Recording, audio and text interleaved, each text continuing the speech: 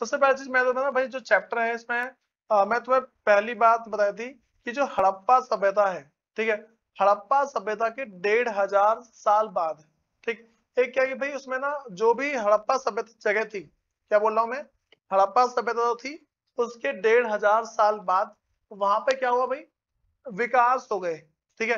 विकास में मैंने तुम्हें क्या क्या बात बताई थी, सबसे पहला कि भाई वहां पे ना कृषक वगैरह आ गए, मतलब किसान लोग वगैरह आ गए, ठीक, कहाँ कहाँ पे, उत्तर भारत, दक्कन पठार क्षेत्र और कर्नाटका जैसे यहाँ से पे भाई किसान लोगों की बस्ती आ गई, ठीक है। उसके बाद क्या हुआ, ठीक है, उसके बाद भाई जो चरवाहा थे उनकी बस्तियां आ गई।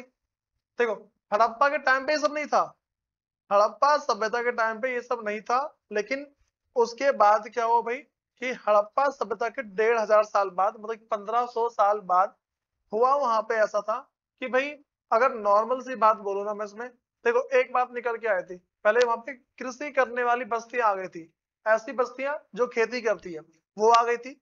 उसके बाद और क्या देखा गया भाई, चरवाहा जो थे ना वो सारे के सारे आ गए थे।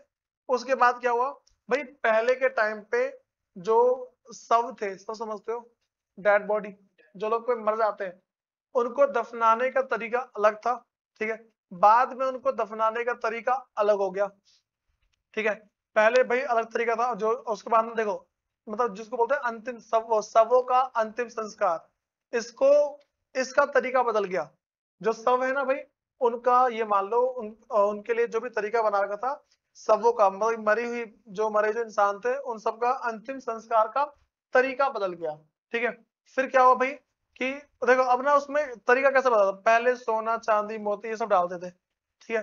हड़प्पा सभ्यता के टाइम पे जो क्या कि भाई सोना चांदी मोती ये सब डालते थे, लेकिन हड़प्पा सभ्यता के बाद ना लोहे से बने हुए हथियार या फिर कोई सी वस्तु डाली जाती थी, बस हमारी लोहे से बने कोई सा भी हथियार हो या कोई सा औजार वगैरह, ये सारी की सारी चीज क्या डाली जाती थी। बस हमारी क्या बोल रहा हूँ, हड़प्पा सभ्यता के 150 साल बाद जो शवों के अंतिम संस्कार के लिए क्या किया जाने लगा भाई, लोहे के हथियार, ठीक है, और उपकरण, ठीक है, मोहरे जो है ना वो हड़प्पा का सभ्यता के टाइम पे डाल जाते हैं, ठीक है। उसके बाद भाई सुनो, मैं तुम्हें अगला एक टॉपिक रहा था इसको बोलते हैं प्रिंस शेप है, ठीक है, जिसको मतलब कि पीएचसी बोलते हैं, ठीक है। तो इसमें मैं तो बता था कि इसमें ना भाई देखो, अच्छा ये सारे वैसे नॉर्मल सी बात है, इसमें ग्रंथों वगैरह के बारे में बता रखा है कि भाई यहाँ पे जो भी लोग वगैरह थे हल्का सा पढ़ लोगे समझ में आ जाएगा। तो मैं अगला बता रहा हूँ, अभिलेख, ठीक है। अभिलेख क्या होते हैं भाई, देखो मान लो जो भी पत्थर या धातु या मिट्टी के जो बने कठोर बर्तन है ना, ठीक, उनके उनके सतह पर जो खुदी हुई चीजें होती थी उनको जो मान लो उनके ऊपर खोद खोद के जो लिखा जाता था, हड़प्पा सभ्यता के टाइम पे जो भी कोई पुरानी चीज थी, ठीक है, उसके ऊपर जो खोद खोद के लिखा जाता था ना उसे क्या बोलते हैं भाई, अभिलेख बोलते हैं, ठीक। मैंने अभिलेख के बारे में बहुत सारी बातें बताई थी कि भाई क्या क्या होती है अभिलेख, कैसे कैसे मिली थी, ठीक। तो अब ना मैं नेक्स्ट टॉपिक शुरू करने वाला हूँ भाई, जिसका नाम मेरे पास है प्रारंभिक राज्य। स्टार्टिंग में राज्य कैसे थे, बस तुम्हारी क्या बोल रहा हूँ, हड़प्पा सभ्यता के 1500 साल बाद जो राज्य वगैरह बने वो कैसे बने भाई सुनो, 16 महाजन पद है, उसमें से हमारे पास कुछ महाजन पद इसमें और अगले चैप्टर में पढ़ेंगे, मतलब कि उसके बाद जो और चैप्टर आएगा ना उसके बारे में पढ़ेंगे भाई। समझो हम बात करते हैं कि प्रारंभिक राज्य मतलब कि हड़प्पा सभ्यता के 1500 साल बाद क्या क्या बातें उभर के सामने आई है। पहला मेरे पास क्या भाई, 16 महाजन पदों के बारे में पढ़ेंगे, ठीक है। मैंने क्या बोला, जो 16 महाजन पद है उसके बारे में पढ़ेंगे। उसके बाद भाई अगला मेरे पास क्या रखी, देखो हमारे इसके अंदर क्या क्या लिखा हुआ है, थोड़ा ना अब पेंसिल या पेन लेके उसको देखते रहो कैसे क्या क्या पढ़ा रहा हूँ मैं, ठीक है। सुनो भाई, कह रहे कि आरंभिक भारतीय इतिहास, आरंभिक भारतीय इतिहास का मतलब क्या है, स्टार्टिंग में जो भारत का इतिहास था उसमें उसकी बात चली, ठीक है। फिर आरंभिक भारतीय इतिहास में छठी शताब्दी ईसा पूर्व, छठी शताब्दी मतलब कि ईसा पूर्व का मतलब क्या है, ईसा मसीह के जन्म से पहले, ठीक है। तो ईसा मसीह के जन्म से पहले जो छठी शताब्दी थी, ठीक है, को एक महत्वपूर्ण परिवर्तनकारी काल माना जाता है, ठीक है। उसको क्या मानते हैं, एक ऐसा काल, मैंने इसमें क्या बोला कि को एक महत्वपूर्ण परिवर्तनकारी काल माना जाता है भाई। महत्वपूर्ण परिवर्तनकारी काल का मतलब होता है एक ऐसा काल जिसमें सबसे ज्यादा परिवर्तन हुए थे। बस समझ आ रही है? इसको महत्वपूर्ण मतलब कि इसको क्या बोला, महत्वपूर्ण परिवर्तनकारी। परिवर्तनकारी का मतलब क्या है? जब बदलाव होते हैं, ठीक है। तो ये जो मेरे पास है ना 6ठी शताब्दी ईसा पूर्व को सबसे ज्यादा महत्वपूर्ण परिवर्तनकारी काल माना जाता है, क्योंकि इस टाइम पे भाई बहुत ही ज्यादा परिवर्तन हुए थे। बात समझ आ रही है? मतलब चैप्टर में देखोगे ना तो हम कौन से ईस्वी से लेके कौन से ईस्वी तक पढ़ेंगे, पता लग रहा है? चैप्टर के नाम पे जाओ, एक बार चैप्टर के नाम पे जाओ। राजा किसान नगर लिखा हुआ है, ठीक है। उस पे तुम ना सब जो चैप्टर के नीचे देखो क्या क्या लिखा है, जैसे क्या लिखा है, हम इसमें कहा था पढ़ेंगे लगभग 600 ईसा पूर्व से लेके 600 ईस्वी तक, ठीक है। ये चीज है, चैप्टर के नाम पे बोला है मैंने। देख जो मेरे पास है ना ईसा पूर्व है वो ईसा मसीह के जन्म से पहले, ईस्वी है जब ईसा मसीह जिंदा थे, ठीक है। और जो उसके बाद का जो बाद का काल बोला जाता है ना, ठीक है, वो हमारे पास क्या है कि जैसे मान ले अभी वाला काल जो चल रहा है ना, वो सारे उसके बाद के काल, ठीक है। ये सारी सारी चीजें पिछले चैप्टर में पढ़ाया था मैंने सारी चीजें, ऐसा नोट्स में देखे ना मिल जाएगा, उसमें दूसरे पेज पे वही लिखा हुआ है। सुनो भाई, तो मैंने वाली बात बताई कि आरंभिक भारतीय इतिहास में 6ठी शताब्दी ईसा पूर्व को एक महत्वपूर्णकारी मतलब महत्वपूर्ण परिवर्तनकारी काल माना जाता है। उसके बाद इस काल का मतलब कह रहे कि इस काल को प्राय आरंभिक राज्यों, स्टार्टिंग में जो राज्य बने थे वो, बस हमारे स्टार्टिंग में जो राज्य थे वो, और नगरों जो नए नए जो नगर बने थे वो, उस लोहे के बढ़ते प्रयोग, ठीक है। और इस टाइम क्या होता, इस टाइम लोहा बहुत ज्यादा प्रयोग किया गया था और सिक्कों के विकास के साथ जोड़ा जाता है। भाई मैंने बोला ना कि ये जो काल है, ये काल एक ऐसा है, सुनो मैंने क्या बोला, सुनो, 6ठी शताब्दी ईसा पूर्व ये एक ऐसा महत्वपूर्ण काल है, ठीक है, जहां पे सबसे ज्यादा मतलब कि आरंभिक राज्य के बारे में बात चली है। यहाँ पे बहुत सारे राज्य शुरू हुए थे, तो उसके बाद नए नए जो नगर है ना वो बनने शुरू हुए थे। लोहे का उपयोग इस टाइम बहुत ज्यादा हुआ था, ठीक है। जो लोहा है इसका उपयोग बहुत ज्यादा हुआ था। फिर और सिक्कों के विकास, और भाई यहाँ पे सिक्के के विकास, इस टाइम सिक्कों का विकास हुआ था। तो मतलब सिक्कों के विकास होने से पहले क्या था, जब सिक्के नहीं चलते थे उससे पहले क्या था, यहाँ पे क्यों लिखा हुआ है सिक्कों का विकास? सिक्कों का विकास इसलिए लिखा है क्योंकि पहले सिक्के थे नहीं, ठीक है। पहले चलती थी वस्तु विनिमय प्रणाली। क्या चलती भाई पहले? वस्तु विनिमय प्रणाली। क्या होती है वस्तु विनिमय प्रणाली? एक ऐसी प्रणाली है जिसके अंदर एक वस्तु के बदले दूसरे वस्तु को बदला जाता है। जैसे मैं बोल दूं कि मेरे पास गेहूं है, ठीक है, और किसी और के पास चावल है। थोड़ा मैंने क्या बोला कि मेरे पास गेहूं है, ठीक है, जब डाउट नहीं तब बोलना, ठीक है। डाउट नहीं तुम्हारे हो, तुम बकवास कर रहे हो। सुनो मैंने क्या बोला भाई कि मेरे पास गेहूं है और किसी और के पास चावल है, ठीक है। मुझे चावल की जरूरत है, मैं उससे चावल कैसे लूंगा? मैं उसको गेहूं दूंगा और चावल ले लूंगा। अगर उसको गेहूं चाहिए वो क्या करेगा, मेरे पास आएगा, मेरे से गेहूं लेगा, मेरे को चावल दे देगा। ऐसा ही तो होगा ना। तो वस्तु के बदले जब वस्तु का विनिमय किया जाता है, वस्तु के बदले जब वस्तु का एक्सचेंज चेंज किया जाता है ना, उसे क्या बोलते हैं? वस्तु विनिमय प्रणाली बोलते हैं। बात में आ रही है? देखो भाई जब ना इस प्रणाली में बहुत दिक्कत आने लग गई ना, मैं बोलता हूँ कि जब इस वस्तु विनिमय प्रणाली में जब बहुत ज्यादा दिक्कत आने लग गई तो लोगों ने सिक्कों का विकास किया। अच्छा तो दिक्कत क्या आई होगी मुझे बताओ। कि मान लो मेरे पास गेहूं है, ठीक है, और मेरे पास है और दूसरे के पास चावल है, ठीक। मैं उसे बोलता हूँ तू चावल मेरे को दे दे और गेहूं मेरे से ले ले। वो बोला मेरे को गेहूं चाहिए ही नहीं, वो बोला मुझे गेहूं नहीं चाहिए, ठीक है। तू एक काम कर, तू ना मेरे को भाई मान ले कि चिकन ला के दे दे, ऐसा बोल रहा है। बोला तू मेरे को चिकन ला के दे, कर भाई मैं तेरे को चिकन कहाँ से ला के दूं? तो ये बोलेगा ना मैं तेरे को चिकन कहाँ से ला के दूं, मेरे पास सिर्फ गेहूं गेहूं है, ठीक है। अब वो भाई ऐसी दिक्कत आई, ऐसी बहुत सारी दिक्कत आने लगी। अगर जैसे मान लो लोग अभी अभी इस टाइम पे लोग जो है अगर उनको पैसा जमा करना होता है, बैंक में पैसे जमा हो जाते हैं ना, लेकिन पहले के टाइम पे अगर जमा करते ना वो चीज नष्ट हो जाती थी। जैसे मान लो मैं कह रहा हूँ कि मैंने 4 घोड़े जमा कर लिए, घोड़े समझते हो ना, हॉर्स, ठीक है। 4 घोड़े जमा किए, अब ये घोड़े कब तक टिके रहेंगे मेरे पास भाई? अभी से 10 साल बाद 20 साल बाद मर जाएंगे ना। लेकिन भाई यहाँ पे अगर दूसरी बात बोले, अगर सिक्के बन गए, मुझे पैसे जमा करने हैं, तो भाई आराम से जमा कर सकता हूँ ना मैं तो। मेरे पास है भाई सिक्के, मेरे को जमा करने हैं, मुझे पैसे जमा करने हैं, तो अब जमा कर सकता हूँ। इसीलिए लिखा है कि भाई यहाँ पे सिक्कों का विकास का साथ जुड़ा था। मतलब कि हमारे पास क्या है कि ईसा पूर्व, मतलब कि 6ठी शताब्दी ईसा पूर्व में यहाँ पे सिक्कों का विकास हुआ था। बात समझ में आ रही है? फिर कह रहे कि इसी काल में और इसी काल में बौद्ध तथा जैन सहित, बौद्ध धर्म और जैन धर्म, भाई बहुत पुराना है, बौद्ध धर्म और जैन धर्म बहुत ही पुराना है, ठीक है। फिर बौद्ध और जैन सहित, बौद्ध धर्म जैन धर्म, उनके साथ साथ विभिन्न दार्शनिक विचारधाराओं का विकास हुआ। देखो, बौद्ध धर्म का विकास हुआ, जैन धर्म का विकास हुआ, इसी के साथ और भी अलग अलग प्रकार की मान लो विचारधारा का विकास हुआ। ये बात हमारी क्या बोल रहा हूं मैं? तो ये काल ऐसा था जब बौद्ध धर्म का विकास तो हुआ, जैन धर्म का विकास हुआ, इनके साथ और भी बहुत सारे धर्म थे जिनका विकास हुआ था। कोई दिक्कत तो नहीं आ रही इसके अंदर? फिर सुनो, कह रहे कि बौद्ध और जैन, सुनो, बौद्ध और जैन धर्म, भाई इसके बारे में हम चैप्टर 4 में पढ़ेंगे बस, ठीक है। कह रहे कि बौद्ध और जैन धर्म के आरंभिक ग्रंथ, भाई समझो अब ग्रंथ क्या होते हैं। हमारा ग्रंथ क्या है? जो वाल्मीकि जी ने लिखा था, पता है ना, जैसे रामचरितमानस, ये क्या एक ग्रंथ है, समझ रहे हो? और मान लो बहुत सारे मंत्र वगैरह, हनुमान चालीसा, ये जहां पे लिखे सारे सारे क्या ग्रंथ ही तो है ये। बात तुम्हारी क्या बोल रहा हूं मैं? जो भी लिखित चीजें होती हैं इसको ग्रंथ बोला जाता है। जो पहले के जमाने में जो लिखी हुई चीजें होती थी ना, क्या बोलते हैं भाई इसको? ग्रंथ बोला जाता है, ठीक है।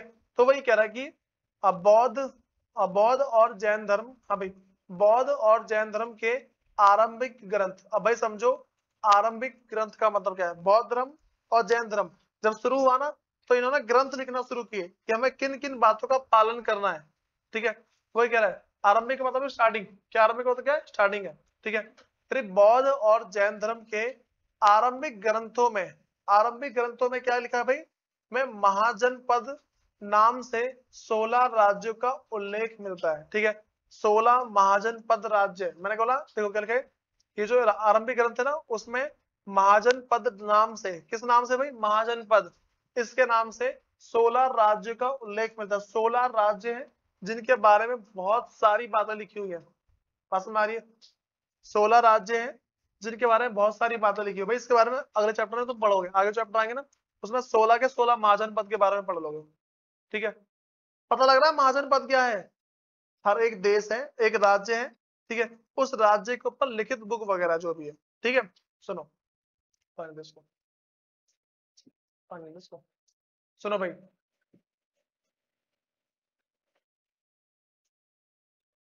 उसके बाद मैंने क्या बोला, कह रहे कि यद्यपि महाजन पदों के नाम की सूची इस ग्रंथ में एक समान नहीं है, ठीक है। जो ये जो ग्रंथ लिखे हैं ना, इसमें भाई देखो जितने भी ग्रंथ हैं, इसके अंदर जितने भी महाजन पदों के नाम लिखे हैं, सब एक जैसा नाम नहीं है, सारे अलग अलग है। कह रहे कि लेकिन वजी, भाई हमने यहाँ पर सुनो, लेकिन आपस कौन कौन सा भाई?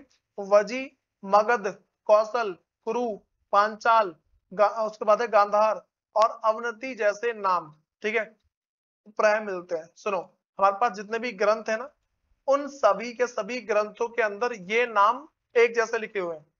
बहुत सारे ग्रंथ है, बहुत सारी बुक है, ठीक है, उन सब के अंदर ये नाम सेम लिखे होंगे, ठीक है। लेकिन इनको छोड़ के और जो नाम है ना, वो किसी और चीज, मतलब कि कुछ और नाम लिखे हुए इनके। मैं तुमसे ऐसा बोल दूं, देखो अगर तुम इसको नहीं समझ पा रहे हो, मैं क्या बोलना चाहता हूँ, मैं तुमसे ऐसा बोल दूं कि राम जी के बारे में हर एक बुक में लिखा हुआ है, लिखा हुआ है। देखो, राम जी की बात अलग है, कृष्ण जी की बात अलग है, तो विष्णु, ये शायद राम कृष्ण विष्णु एक ही तो है, ठीक है। अब इनको अलग अलग ग्रंथ में अलग अलग तरीके से दिखा रखा है। एक ही रूप है ना, मतलब कि जो विष्णु जी का तो रूप, मतलब कि जो भी जिसका रूप बोलते हैं, ठीक है, इन्हीं का तो रूप है ना ये। तो अलग अलग रूप में अलग अलग ग्रंथों में अलग अलग बातें लिखी हैं उनके बारे में। जैसे मान लो, मैं तुम्हें पहले बोलता हूँ, राम जी रामायण के अंदर बहुत ही ज्यादा वो थे, क्या बोलते हैं, संस्कारी, मतलब कि भाई बहुत ही हर एक चीज को बात मानने वाले। और अगर उसी को देखा जाए ना कृष्ण जी के रूप में, बहुत ही नटखट थे, ऐसा था ना। ये तो अच्छा, किसी तुम सबने ये बात सुनी है कि भाई कृष्ण जी की 16,000 बीवियां थी? सुना है? भाई ये ना एक था कि ना अच्छा 30,000 ने 16,000 बोला था सर। अब सुनो भाई, ये ना एक्चुअल में उनकी रानियां नहीं थी, मतलब कि एक कोई सा, एक कोई बोलते हैं एक वो था, एक राक्षस टाइप मान लो, ठीक है। और उस राक्षस ने 16,000 स्त्रियों को या फिर 16,000 कन्याओं को ना उसने अपनी मतलब कि अपने कब्जे में ले रखा था, ठीक है। अब जब कृष्ण जी ने उसका वध कर दिया और उसको जब मुक्त किया ना, तो उन सबने ना कृष्ण जी से बोला कि भाई हम देखो, हमारी समाज में कोई इज्जत होगी नहीं, क्योंकि हमें क्या है कि राक्षस ने पकड़ रखा था, ठीक है। अब क्या है, इनका जो भी इनके साथ जो भी गलत किया हो, तो अब इस चक्कर में कृष्ण जी ने बोला कि मैं तुम्हें जो भी कहाँ पे जहाँ पे था ना रहता था, तो मैं तुम्हें अपनी रानी बनाऊंगा सबको। तो इसलिए कृष्ण जी ने सबसे शादी कर ली थी, ताकि उनको लोग क्या है एक समान इज्जत दे। ये चीज है, थोड़ा ना अपने ग्रंथों के बारे में पता होना चाहिए, ठीक है। अब सुनो, तो भाई मैंने क्या बोला, हमारे पास टोटल 16 महाजन पद है। कितने हैं भाई?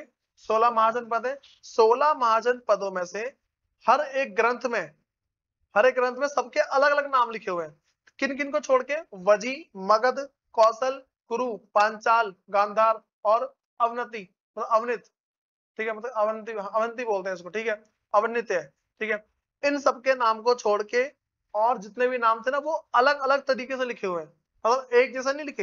ये जो नाम है ना, ये तो सब में सेम लिखे हुए हैं। मैं तुमसे ऐसा बोलना चाहता हूँ कि 16 नाम है, ठीक है। 16 जने हैं, उनका नाम लिखा हुआ है, ठीक है। और क्या है कि बहुत सारी जगह बुक में लिखा है, लेकिन एक दिक्कत है। पता दिक्कत क्या है? दिक्कत यहाँ पे है कि ये जो 16 जने का नाम लिखा है ना, इनमें 1 2 3 4 5 6 7, इन 7 जनों का छोड़ के, इन 7 जनों का छोड़ के और जितने भी बाकी है ना, उन सबके नाम अलग अलग तरीके से लिखे हुए हैं। बस इतना बोलना चाहता हूं मैं, ठीक है। उसके बाद कह रहे कि इससे और इस बात से, कह रहे कि इससे यह स्पष्ट है और इस बात से ये साफ है, पूरा ये क्लियर है कि उक्त महाजन पद सबसे महत्वपूर्ण महाजनों पदों में गिने जाते होंगे, ठीक है। भाई ये जो मेरे पास जितने भी महाजन पद लिखे ना ऊपर, ऊपर जितने महाजन पद है, भाई ये सारे के सारे सबसे ज्यादा महत्वपूर्ण महाजन पद माने जाते हैं। कोई दिक्कत तो नहीं इसमें? भाई इस देखो मैंने क्या बोला कि जितने भी लिखे हैं, वजी, मगध, कौशल, कुरु, पांचाल, गांधार और अवनित, ठीक है। ये ऐसे, ये मान लो कि ये एक मेरे पास एक तरीके के ऐसे महाजन पद है जिनको बहुत महत्वपूर्ण माना जाता है। महत्वपूर्ण माना जाता है तभी तो इनका नाम सब जगह सही लिखा हुआ है। अगर महत्वपूर्ण नहीं होते तो सब जगह नाम एक जैसा थोड़ी ना होता, अलग अलग होता, ठीक है। अब सुनो उसके बाद, फिर क्या अधिकांश, भाई अधिकांश का मतलब ज्यादातर, ठीक है। अधिकांश का तो क्या? ज्यादातर। तो अधिकांश महाजन पदों पर राजा का शासन होता था। भाई तुम समझ रहे हो ना, महाजन पद क्या है? राज्य है, ठीक है। महाजन पद क्या है? राज्य है, ठीक है। इन राज्यों के बारे में लिखा गया है। अब सुनो, कह रहे कि अधिकांश महाजन पदों पर राजा का शासन होता था। जो अधिकांश पे किसका शासन होता? भाई राजा का शासन होता था।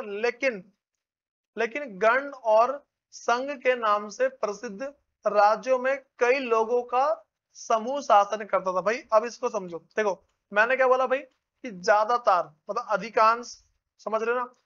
ज्यादातर जो हमारे पास महाजन पद थे उन पे राजा राज करते थे, ठीक। लेकिन दो नाम है, क्या बोला भाई मैंने? एक बोला है मतलब कि एक गण बोला है, और क्या मेरे साथ में गण और संघ, ठीक है। दो नाम है, एक गण है, दूसरा क्या है? संघ है।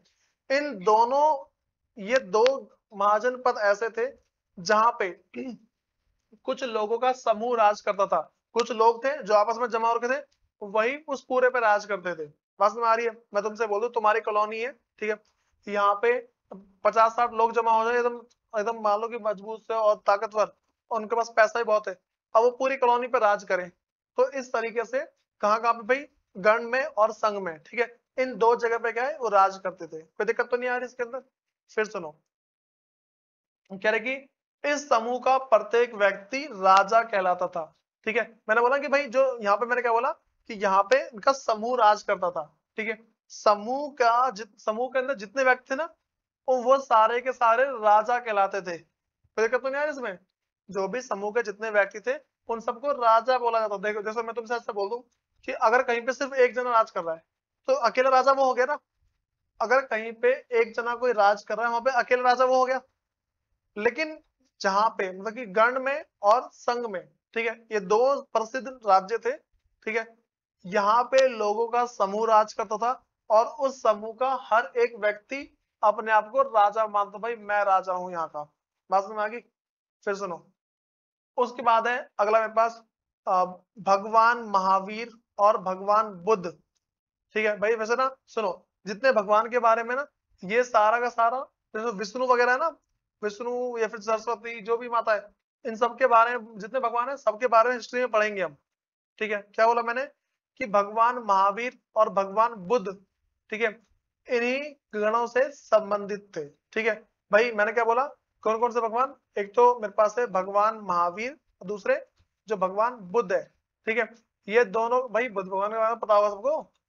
ठीक है, ये दोनों के दोनों, ये जो मेरे पास है ना, इन्हीं मतलब कि गण से संबंधित थे। कौन कौन से भाई, गण और संघ के नाम से। ठीक है सुनो, कह रहे कि वजी संघ की, भाई बताया देखो, पहले मैंने नाम कौन सा पहला था मेरे पास, तो वजी, पता लग रहा है, जो गणराज्य की बात चल रही थी यहाँ पे, वजी, मगध, कौशल, कुरु, पांचाल, गांधार और मेरे पास क्या अवनित जैसे नाम।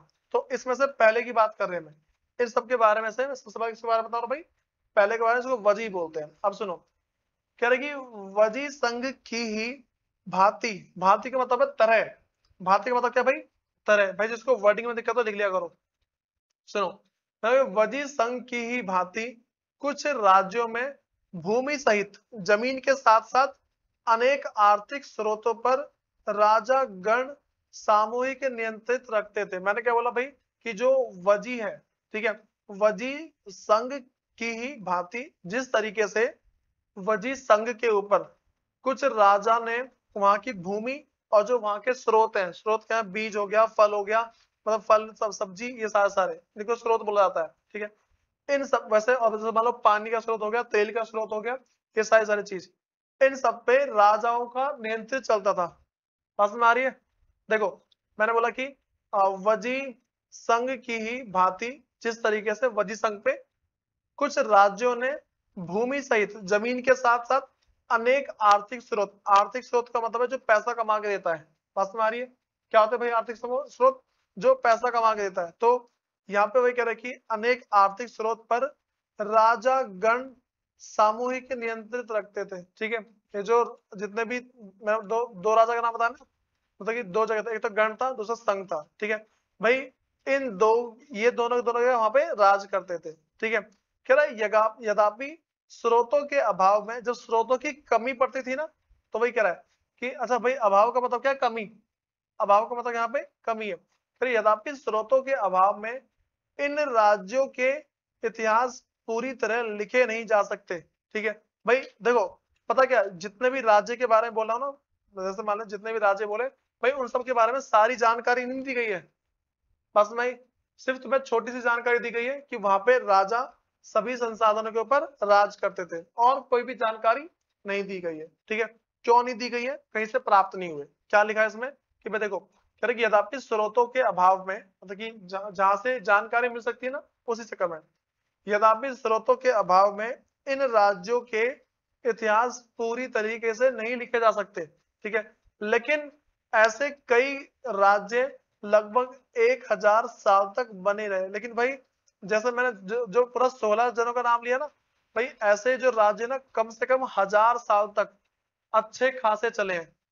ठीक, उसके बाद कह रहा प्रत्येक महाजन की एक राजधानी होती थी। समझ रहे हो, हर एक राज्य की क्या होती है, एक राजधानी। ठीक है, मैं महाजन पद किसे बोल रहा हूँ, राज्यों को, राज्यों को क्या बोलते हैं भाई, महाजन पद। कह रहे कि प्रत्येक महाजन पद की एक राजधानी होती थी, जितने भी महाजन पद थे सबकी एक राजधानी होती थी, जिसे प्राय किले से घेरा जाता था। ठीक है, जो भी राजधानी है ना, उसको किले से पूरा घेर दिया जाता था। ठीक है, अब जैसे मान लो कि तुमसे मैं बताऊं, अच्छा बताओ, यहाँ पे जो मेरे पास है, भारत की राजधानी क्या है, दिल्ली है। भाई ये राज्य राजधानी याद कर लो, बचपन में सिखाए जाते हैं। तो मैंने क्या बोला कि भाई उसी तरीके से जो 16 महाजन पद थे, जो 16 राज्य थे, इन राज्य की जितनी राजधानी है ना, उसको पूरा का पूरा किले से घेर दिया जाता था। देखिए ना, लंबी लंबी दीवार खड़ी कर दी है। पास में आ गई। अब सुनो, अच्छा लाल किला गए हो, ठीक है, तो वहां पे क्या है कि भाई लंबी लंबी दीवार है, बहुत लंबी लंबी है, उससे बहुत लंबा एरिया घेर रखा है, पता नहीं है, तो बहुत ही बड़ा सा एरिया घेर रखा है, ठीक। तो यहाँ पे क्या बात निकल के आती है भाई, जिस तरीके से लाल किले में लंबी लंबी दीवार घेर रखी है ना, सेम उसी तरीके से जो भी 16 महाजनपद थे, उन 16 महाजनपदों में उनकी जो राजधानी थी ना, उनको क्या कि भाई किलों से घेर रखा था, ठीक है। अब सुनो भाई, क्या है कि किलेबंद राजधानियों के रख रखाव, भाई जो किले के अंदर जो बंद थी ना जो राजधानी, उसके रख रखाव समझ के संभाल के रखना, ठीक है। और प्रारंभिक सेनाओं, ठीक है, और जो भी सेना वहां की जो होती थी,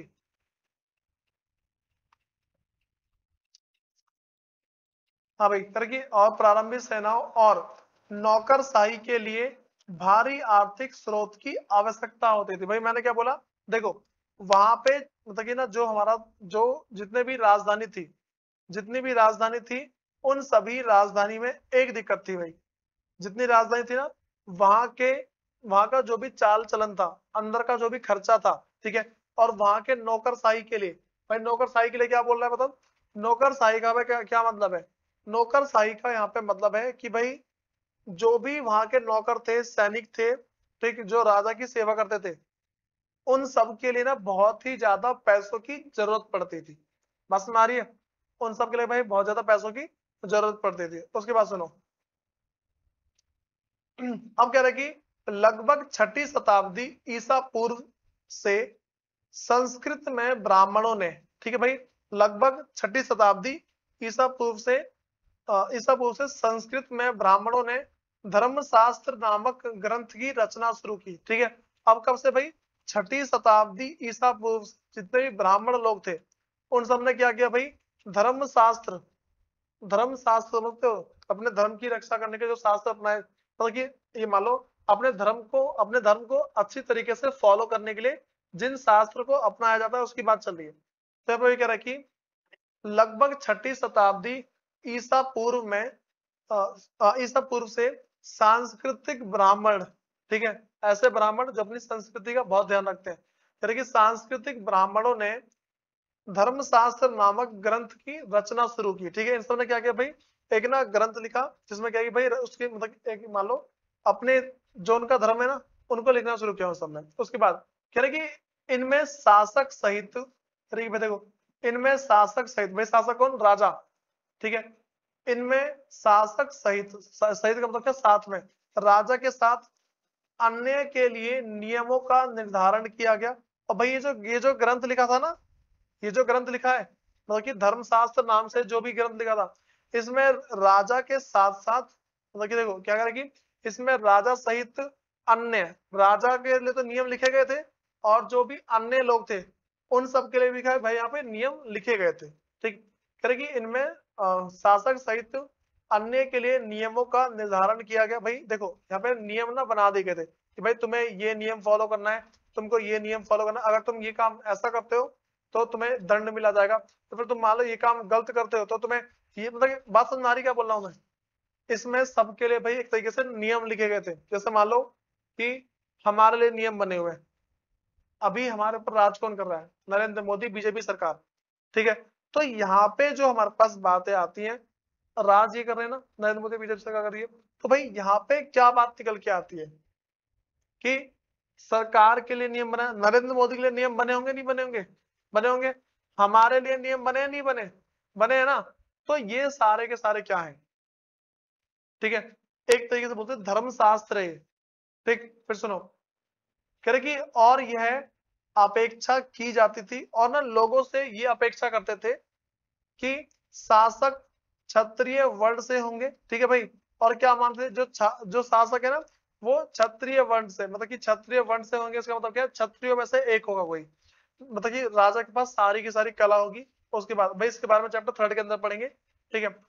लेकिन शासकों का काम, सुनो, शासकों का काम क्या था, शासकों का काम किसानों, व्यापारियों, भाई समझते हो किसान क्या, जो खेती वगैरह करते हैं, व्यापारी कौन है, जो बिजनेस चलाते हैं, शिल्पकार कौन है, जो अपने हाथों से अपनी हाथों की कला दिखाते हैं, ठीक है। तो वही कह रहा है कि शासकों का काम किसानों, व्यापारियों और शिल्पकारों से कर भाई, अब ना इस वर्ड का मतलब लिख लो सब टैक्स। कर का मतलब क्या है भाई, यहाँ पे टैक्स है, ठीक है, कर का मतलब, ठीक है, कर तथा भेंट वसूलने मतलब वसूलना माना जाता था। बात में आ रही है, ये दो चीज ध्यान रखे चलना। मैंने क्या बोला भाई कि कर तथा भेंट वसूलना इनका काम माना जाता था। राजा मतलब कि भाई ये जो शासक थे, इनका काम क्या था कि जो भी इनके देखो, जो भी किसान है, ठीक है, जो व्यापारी है और जो भी शिल्पकार है, इन सब से एक तरीके से मान लो कोई सा टैक्स, और जो भेंट भेंट मतलब कि गिफ्ट वगैरह जो भी है, ठीक है, ये सारा का सारा वसूलना इनका काम माना जाता था, ठीक है। उसके बाद ना एक ना यहाँ पे कह रहे कि सुनो भाई, एक क्वेश्चन समझो यहाँ पे, कह रहे कि क्या वनवासियों जो वन में रहते हैं और चरवाहों से भी कर के रूप में कुछ लिया जाता था? भाई अगर मैं तुमसे ऐसा क्वेश्चन पूछ दूं कि चलो ठीक है, माना किसानों से कुछ लिया, ठीक है, व्यापारियों से लिया और शिल्पकारों से लिया। समझ रहे हो किसान क्या होते हैं? व्यापारी बिजनेस चलाते हैं, ठीक है, और शिल्पकार जो अपने हाथ की कला दिखाते हैं, ठीक है। तो चलो ठीक है, इन सब से तो कर लिया जाता था, इन सब से टैक्स लिया जाता था, लेकिन क्या वनवासियों और जो चरवाहा, वनवासी जो जंगलों में रहते हैं, आदिवासी वगैरह, ठीक है, वनवासियों और चरवाहों से भी कर के रूप में कुछ लिया जाता था? एक क्वेश्चन पूछा गया तुमसे कि भाई बताओ ऐसा कुछ था क्या? ठीक, उसके बाद सुनो आगे क्या कह रहा है, कह रहे कि हमें इतना तो ज्ञात है कि संपत्ति जुटाने का एक वैध उपाय पड़ोसी राज्य पर आक्रमण करके धन इकट्ठा करना भी माना जाता था।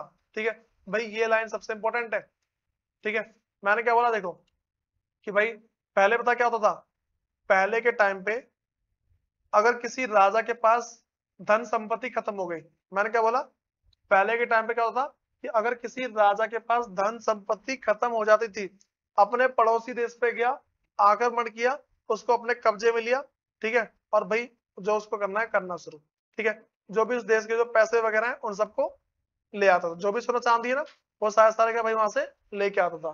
कोई दिक्कत तो नहीं है इसके बारे में, ठीक है। सुनो यहाँ पे कह रहे कि अच्छा, ये पक्का बात पता लग गई ना, जैसे मान लो कि भाई पहले के राजा दूसरे राज्य के राजा से लड़ाई क्यों करते थे? ताकि उनके पास धन खत्म हो गया, अब दूसरे देश के राजा से धन छीनेंगे, ठीक, इसलिए, ठीक है।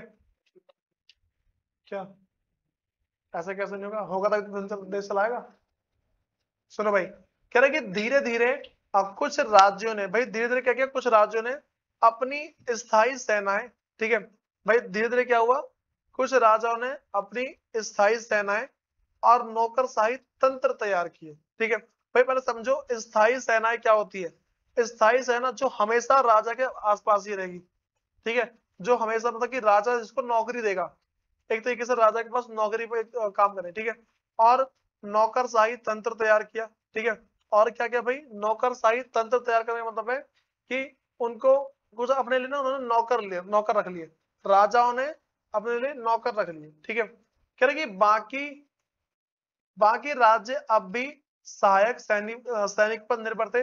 भाई समझो सहायक सैनिक क्या होते हैं, दूसरे राज्य से मंगाए गए सैनिक, उसी को सहायक सैनिक बोलते हैं। या फिर कुछ टाइम के लिए अपनी जनता को ही सैनिक बना लेना, उसे क्या बोलते हैं, सहायक सैनिक, ठीक है। तो मैंने क्या बोला भाई कि कुछ राज्य ऐसे थे जिनके पास अपनी स्थायी सेना थी, ठीक है। मैंने क्या बोला, कुछ राज्य ऐसे थे जिनके पास अपनी स्थायी सेना थी, ठीक, और उनके पास अपने नौकर भी थे। बस तुम्हारी क्या बोल रहा हूँ, और उनके पास अपने नौकर भी थे, ठीक है। लेकिन बाकी राज्य, और जो बाकी राज्य थे वो सब क्या करते भाई, सहायक सैनिक पर निर्भर थे। वो जब भी लड़ाई हुई ना, सहायक सैनिक बुलाए बाहर से। पता है अभी भी ना बहुत सारे देशों के अंदर, इस टाइम भी बहुत सारे देशों के अंदर क्या होता, अभी भी क्या होता है भाई, जो बहुत सारे देश है ना, उन सभी के सभी देश के अंदर अपनी सेना नहीं है। बात सुन आ रही है, बहुत सारे देश ऐसे हैं जिसके अंदर अपनी सेना नहीं है। वो जब भी लड़ाई होती है ना, जब भी लड़ाई होती है तो दूसरे देश से सैनिक मंगवाते हैं। बात सुन आ गई, जैसे मान लो यूक्रेन, ठीक है, यूक्रेन बताया ना, तालिबान ने कब्जा क्यों कर लिया उसके ऊपर? भाई वो क्या है कि देखो, अमेरिका की सेना थी उस देश में, उनकी जो सुरक्षा करती थी अमेरिका की सेना। लेकिन अमेरिका की सेना बोला भाई तेरी हम कितनी सुरक्षा करें, उसके बाद यूक्रेन ने अपनी सेना लगाई, अपनी सेना को वो सैलरी नहीं दे पा रही थी भाई। जो यूक्रेन है ना, यूक्रेन अपनी सेना को सैलरी नहीं दे पा रही थी, ठीक है। इसलिए भाई तालिबान ने हमला किया, उन्हें बोला भाई कर ले हमला, हमें कोई मतलब नहीं है भाई। जब तक सैनिक, अच्छा मुझे बताओ, जो हमारे देश में जो बॉर्डर पे जो जो भी सैनिक है, अगर उनको सैलरी नहीं दी जाएगी, बताओ काम करेंगे वो? बोले भाई कर लो, कब्जा कर लो, हमें मतलब नहीं है इनसे। ये तो है। उसके बाद कह रहे कि हाँ ये वाली बात तो लगी, कह रहे कि बाकी राज्य अभी भी सहायक सैनिक पर निर्भर थे, कह रहे जिन्हें प्राय कृषक वर्ग से नियुक्त किया जाता था। भाई जिनको कहां से बुलाते थे कि नहीं नहीं, मैंने क्या बोला, उनको जो जो लोग खेती करते हैं ना, उसी में से उठाया जाता था। मैंने क्या बोला, सहायक सेना कौन होती है, या तो दूसरे राज्य से मंगवाई जाती है, या फिर अपने ही देश में से लोगों को चुन लिया जाता है। जो थोड़े मजबूत मजबूत लोग होते हैं ना, हट्टे कट्टे, उनको चुन लिया जाता है। बताओ भाई, तुम्हें सबसे पहले बताओ, मैंने जितना बताया सारी बातें क्लियर है, इन बातों में दिक्कत तो नहीं किसी को? भाई नेक्स्ट क्लास में मैं 16 महाजन पदों में से पहला पढ़ाऊंगा। जो 16 महाजन पद है उसमें से पहला पढ़ाऊंगा मैं नेक्स्ट क्लास के अंदर। भाई इतना पहले सबको पता होना चाहिए। और चैप्टर फर्स्ट के जो नोट्स है उसे रिवाइज करो, टेस्ट होगा कुछ दिन में।